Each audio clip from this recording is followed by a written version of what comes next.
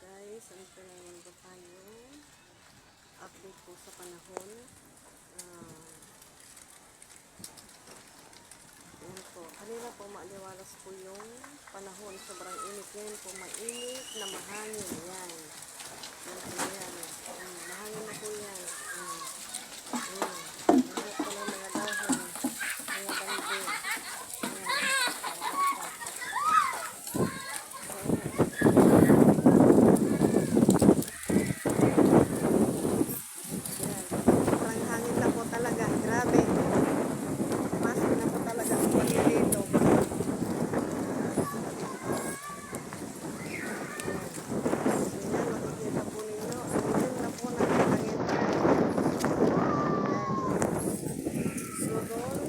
Lakas na po ng hangin talaga dito. Yan.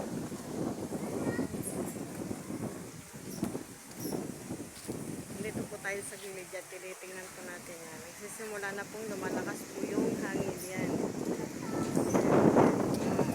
Kita nyo po yan. Umaambon-ambon at tumikidlat po. Yan. Simula na pong tumutulo po yung ulan. Umaambon na po talaga. Ito po, meron na naman pong second batch na nagha-harvest ng isda. Yan, so lumalakas na po yung hangin. Talagang may bagyo na po. Nakapasok na po sa bagyong Pino. Yung dagat po talaga, guys, ang itim na. Kanina maliwanag. Ngayon, sobrang itim na, oh. Yan. So yan, magha-harvest pa lang yan.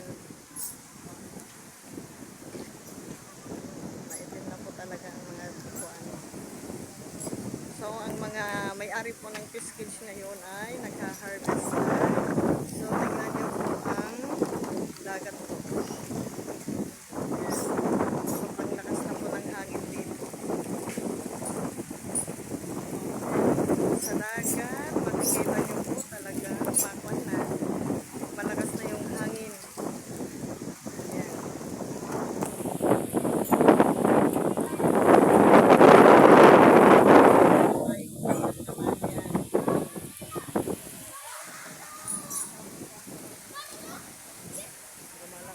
Talaga ang hangin. Yan, kumukulog na po, dahan-dahan.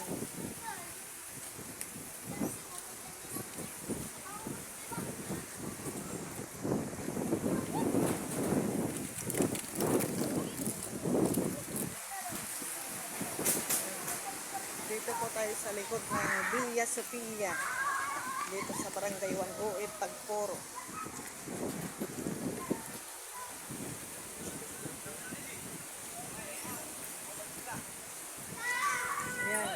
Doon sa banda doon, papuntang sa Mariana. Nagsimula na pong maano po yung dagat.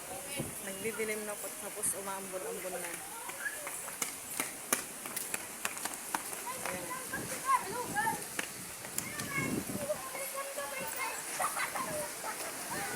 Ayan, sobrang lakas na po. Lumalakas na. So, mga bata nag-enjoy dito kasi mahangin.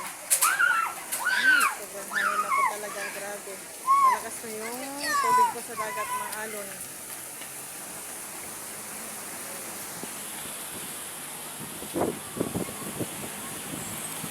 Ito kanina ang first batch na nag-harvest.